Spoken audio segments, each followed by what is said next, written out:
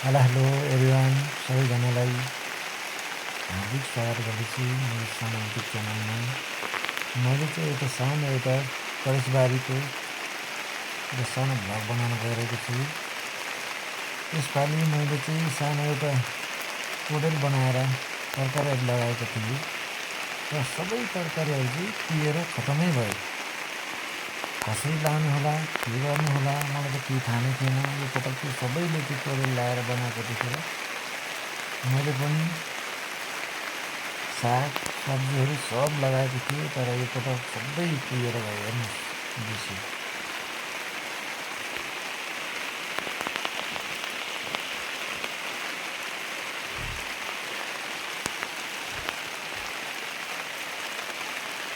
हुन त फरक फरक ठाउँमा रोप्नुपर्ने रहेछ।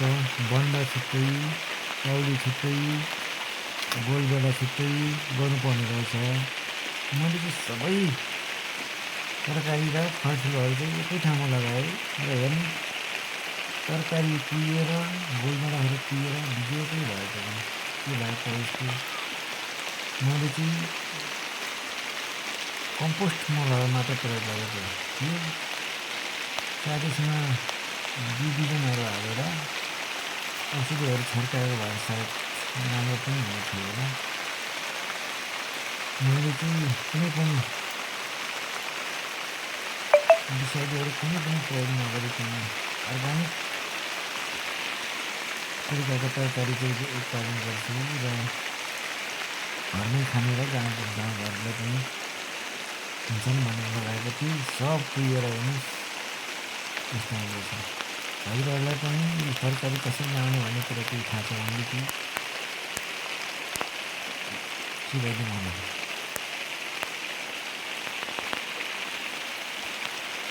लोकल गोलबाट लगाएको हेर्नुहोस् न, लोकल गोलबाट के हो त्यो सबै रुखमा नै सबै कुहिने। सायदै मैले लाउनु नजानेर हो कि इस्कुस फरक, गोलबेडाहरू फरक ठाउँमा, काँक्रो फरक ठाउँमा, बन्द फरक ठाउँमा लाउनु पर्ने हो कि। हुन त मैले पनि कोडेल नै बनाएको हो, तर त्यो त त्यति राम्रो केही पनि भएन।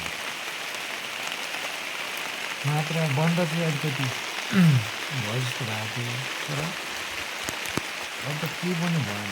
बन्द पनि कुहिएर सबै तरकारी सबै घर परिवारले खाउँ भनेदेखि तरकारी पनि सब बिग्रिने हुने।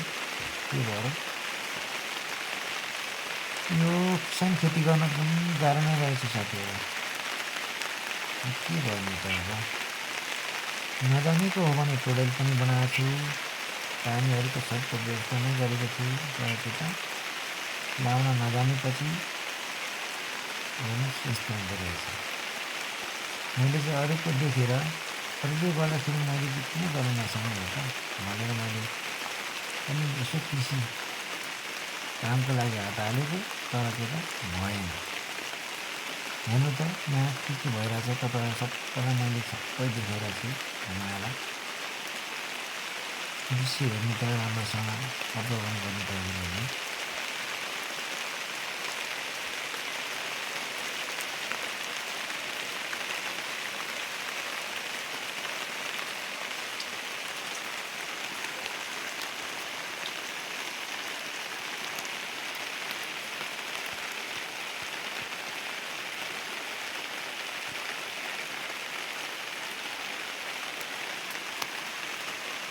तरकारी त अब ल्याएर किनेर ल्याएर रोप्यो, 3-4 हजार किनेर ल्याएर रोप्यो, तर त्यो त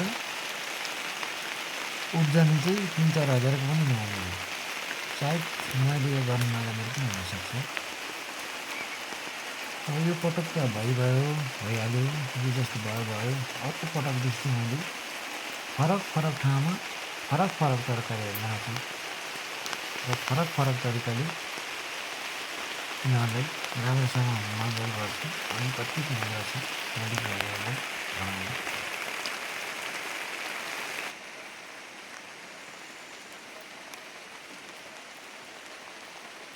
हेर्नुहोस् मेरो घर यो तरकारी पसलदेखि बाहिरको गाउँको दृश्य। यो चाहिँ हिमाली भेग है साथीहरू, यो चाहिँ हिमाली भेग हो। हिमाली भेगका गाउँहरू हुन्। अर्गानिक घरहरू छन्। टोडल हेर्नुहोस्,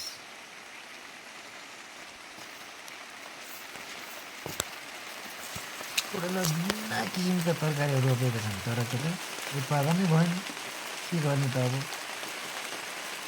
मैले नजानेर पनि हुनसक्छ, वा हिमाली भेग भएर पनि हुनसक्छ। तर यो पहिलोपटक भएको कारणले गर्दाखेरि यस्तो भएको हो।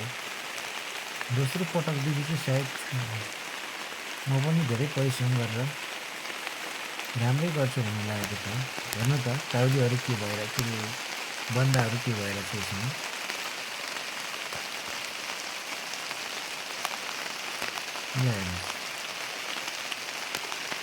सब कुहिएर बर्बाद भएको छ।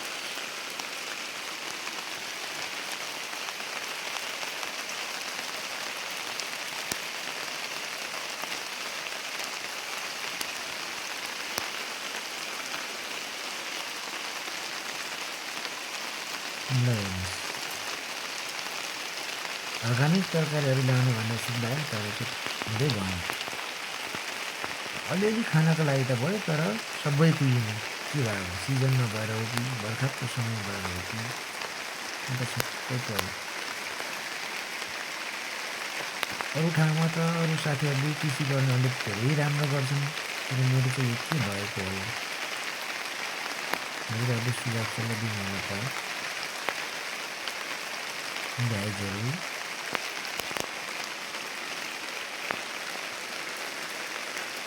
यति धेरै खर्च गरेर टोडेलहरू बनायो कि के गर्नु?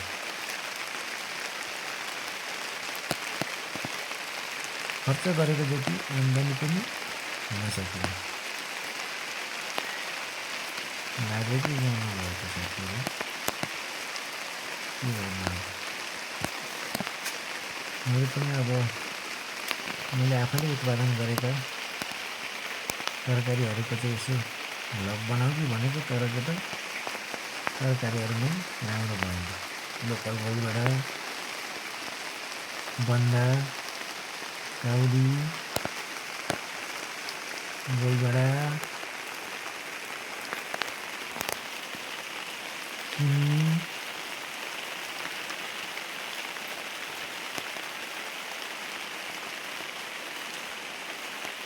काँक्रो सबै लगाएका छन्। म के भन्नु, सबै कुहिएर सकिएनासै भयो, सकिएनासै। के गर्नु अब? देखाउन पनि लाजै मान्नु।